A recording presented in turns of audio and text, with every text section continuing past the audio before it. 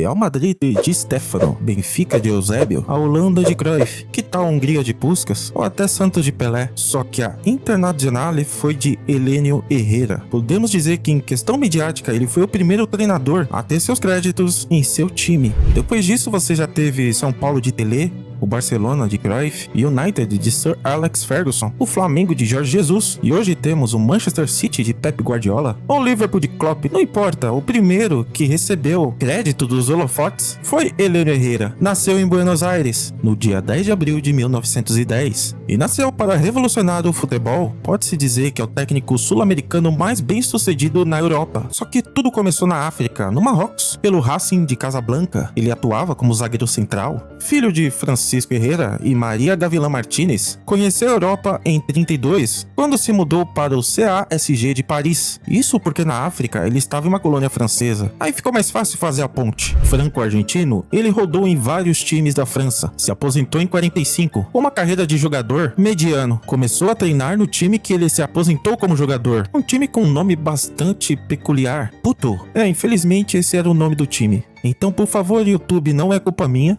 É o nome do clube dos caras. Vou fazer o quê? Tenho que falar, informar meus inscritos. Depois passou a treinar o Stade Français em 3 temporadas. Antes de se mudar para a Espanha, passou 6 anos por lá. Treinou o Real Valladolid e em 49 fez história. Foi contratado pelo Atlético de Madrid, onde conquistou 2 La Ligas. Em 52 se transferiu para o Málaga, onde ficou poucos jogos até ir para o Sevilha. Ficou um bom tempo por lá, até ir para o Belenenses em Portugal. Ficou 2 anos para voltar para a La Liga, só que dessa vez treinar o Barcelona, que já era um time de respeito e já com uma baita rivalidade com o Real Madrid. Treinou grandes jogadores como o húngaro Kotić, os espanhóis Rodri e Suárez, o uruguaio Vila Verde e o nosso brasileiro Evaristo de Macedo. Cara, o Evaristo é tão lendário que ele é respeitado pelo Real Madrid e pelo Barcelona. Jogou em ambos e mantém o respeito. Jogou com os grandes húngaros, um desses que Helénio Herrera também treinou, e juntos foram campeões no Barcelona. Dominou o futebol espanhol, em que ficou até 1960, onde ele foi para a Itália, para a Internazionale. E aí ele estourou na Inter, dominou o campeonato italiano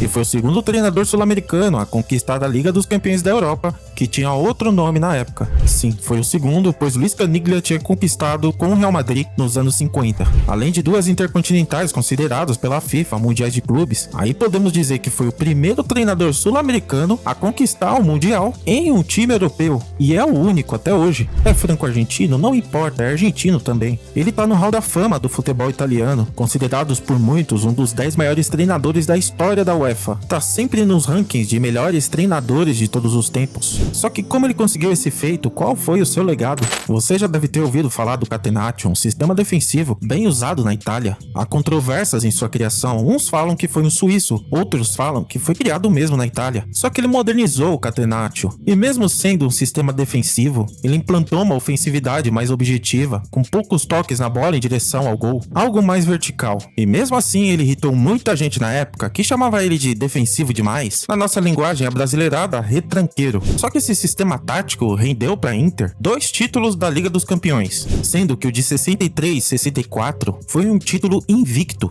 E detalhe, pegou na final o Real Madrid, venceu por 3-1, onde o clube merengue já era o senhor do futebol europeu. Na Champions seguinte, venceu do Benfica, do Eusébio, que era uma potência da época. É tipo as pessoas falarem tanto do Parque do Bus, do José Mourinho, sendo que isso aí deu vários títulos para ele. Às vezes eu entendo o jeito diferente do Mourinho. Ele é um pouco parecido com Herrera. Lendo artigos, pesquisando sobre Herrera, o argentino era uma mistura de José Mourinho com Fábio Capello. Era um cara motivador que resgatava o espírito de luta da equipe, só que também era disciplinador. Por exemplo, ele mandava funcionários do clube para casa dos jogadores para verificar se eles estavam dormindo bem, sem beber, sem fumar. Controle de dieta. Chegou a punir o jogador que disse vamos jogar em Roma em vez de vamos ganhar em Roma. Foi um dos precursores dos ultras, equivalentes à torcida organizada aqui do Brasil. Só que lá na Europa, ele defendia o apoio maciço da torcida. Ele acreditava que era o 12º jogador, e com tudo isso é incompreensível as críticas em relação ao seu sistema defensivo demais. Na campanha do campeonato italiano de 65-66, goleadas como 7-0 no Brescia, 4-1 na Lazio, Lazio, 4-0 no Torino e um 5-0 no Sampdoria, e ainda com o artilheiro do torneio, Sandro Mazzola, com 17 gols. Chegou a treinar a Espanha na Copa do Mundo de 62. Não foi muito bem, saiu logo na primeira fase com uma vitória e 2 derrotas, sendo uma delas para o nosso Brasil.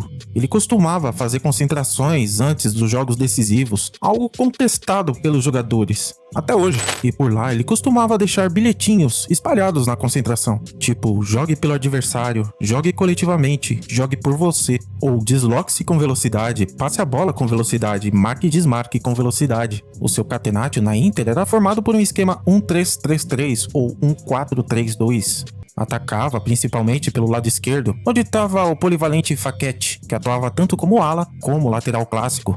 As táticas, se forem aplicadas de maneira rigorosa, são uma estupidez. A maneira de jogar deve ser concebida pelo técnico, considerando a personalidade de seus jogadores. No ataque, poucos passes em grande velocidade fazem o time chegar à meta contrária no menor tempo possível. O drible caiu em desuso, é um recurso, mas não um sistema. A bola sempre viaja mais rápido sem um jogador detrás dela. E foi assim, numa reportagem do site da FIFA, que Herrera definiu o seu catenaccio.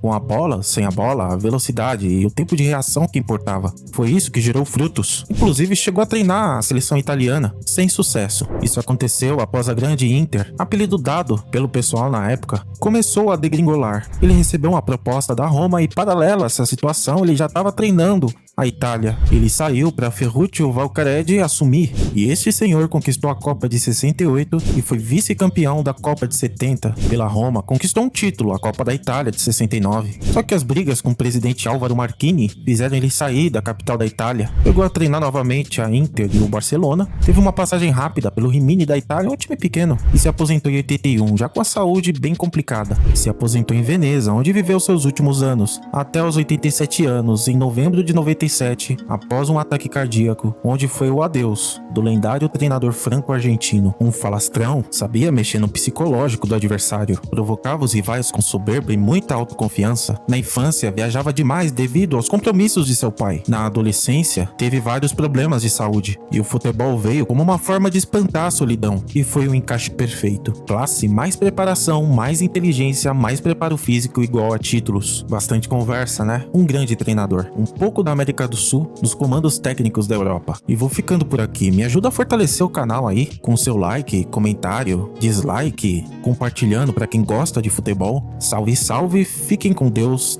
tamo junto.